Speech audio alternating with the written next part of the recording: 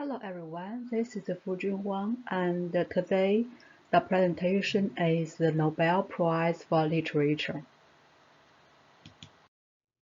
So first, let's talk about Julia Lovell. She was born in 1975. Julia Lovell is a British scholar, a prize-winning author, and a translator focusing on China. She is a professor of modern Chinese history and literature at BOPAC, University of London.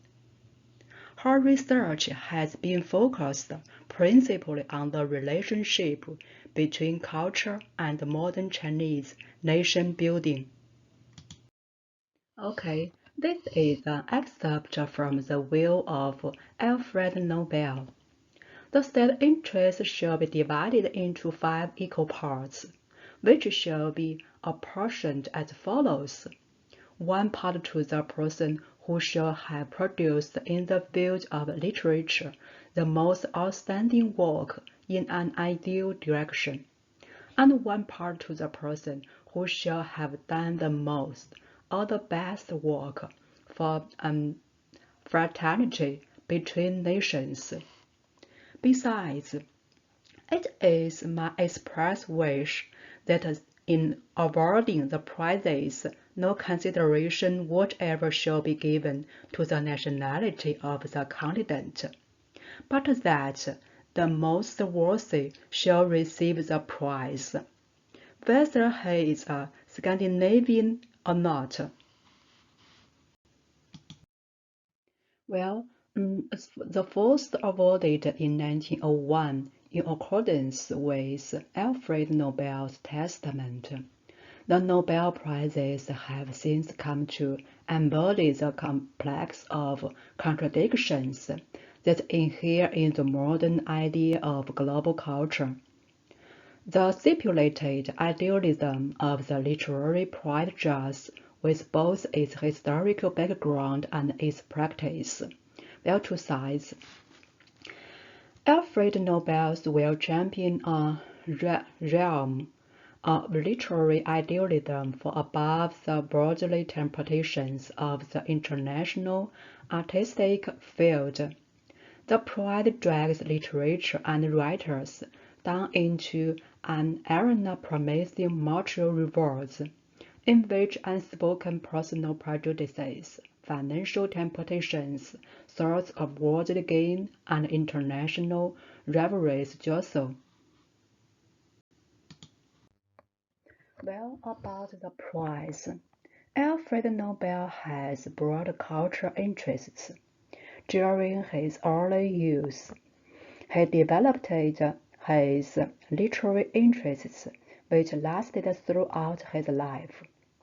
His library consisted of a rich and broad selection of literature in different languages. During the last years of his life, he tried his hand as an author and began writing fiction. Literature was the first prize area Nobel mentioned in his will. The Nobel Prize in Literature is awarded by the Swedish Academy, Sweden. The medal for the Nobel Prize in Literature was designed by Eric Lambert. Well, let's talk about qualified nominators. Members of Swedish Academy and of other academies, institutions and societies which are similar to it in construction and purpose, professors of literature and of linguistics at universities and university colleges, previous Nobel Prize laureates in literature, presence of those societies of authors that are representative of the literary production in their respective countries. However, it is this modern combination of artistic naturalism and engagement that has so confused Chinese intellectuals who has yearned for Nobel glory. Well, there's some words from Chen Sihe. He is a professor of modern Chinese literature. A lot of people have criticized Chinese literature for being impure, for containing too much intellectual reflection. But having read many of Nobel winners, I thought that most of them did not write pure literature. They made a contribution to the whole of Western culture or society. Well, let's talk about the selection of Nobel Prize laureates. September, invitation letters are sent out. To February, deadline for submission. April, preliminary candidates. May, final candidates. From June to August, reading of productions. September, Academy members confirm. October, Nobel Prize laureates are chosen. December, Nobel Prize laureates receive their prize.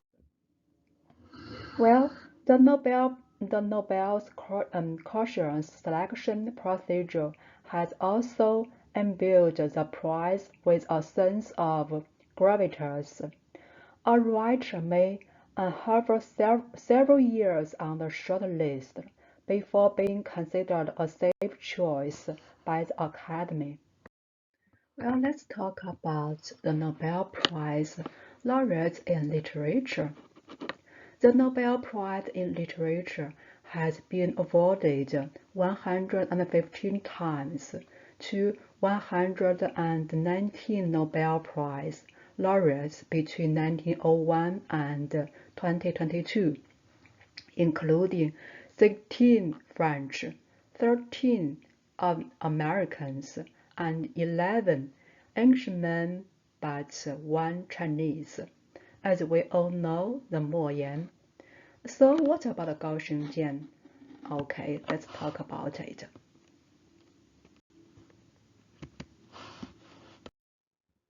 Well, Gao Xingjian received the Nobel Prize in 2000. He was born in China, but the residence at the time of the award is France. The language of his work is Chinese, and the prize motivation is for an offer of universal validity, better insights, and linguistic ingenuity, which has opened new paths for the Chinese novel and drama. So about his life.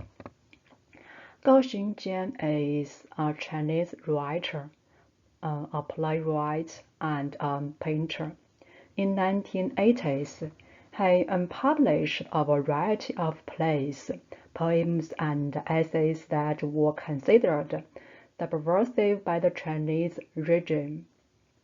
The increasing level of criticism led him to settle in France. He left the Communist Party in China in connection with the Tiananmen Square massacre. Well, about his work, blending of traditional Chinese literature and drama with a Western and modernist form. His work, the novel Soul Mountain, the Chinese name is Lingshan. This novel based on impressions from journeys in southern and southwestern China, which Gao Xingjian undertook when persecution from the Chinese regime increased. Medley of genres and techniques, with a shifting narrative perspective and tales of people Gao met on the road, monks, folk musicians, a victim of the Cultural Revolution, and others. Well, now let's talk about Mo Yan. Mo Yan received his Nobel Prize in 2012. He was born in China and the residence at the time of the award is China. His language of work is also Chinese. The prize motivation is who with hallucinatory realism merges folk tales, history, and the contemporary. The prize motivation, in other words, through a mixture of fantasy and reality, historical and social perspectives, at the same time finding a departure point in Old Chinese literature and in oral tradition. About his life, he enlisted in the army. During this period, his literary talent was first discovered. Mo Yan published his first novel in 1981 and achieved his international breakthrough with the novel 红高粱家族 Red Sorghum, which was later adapted for film, and Mo Yan was revered as one of the country's foremost authors in China. Well, about his work covered a wide span from short stories to novels to essays. His earlier works, according to the prevailing literary and dictates of the ruling regime, but over time his storytelling began to seek out its own, more independent path. His works, 红高粱家族 Red Sorghum, 天堂蒜苔之歌 The Garlic Ballads, 生死疲劳 Life and Death are wearing me out. His narrative style bears the hallmarks of magical realism. Okay, thank you.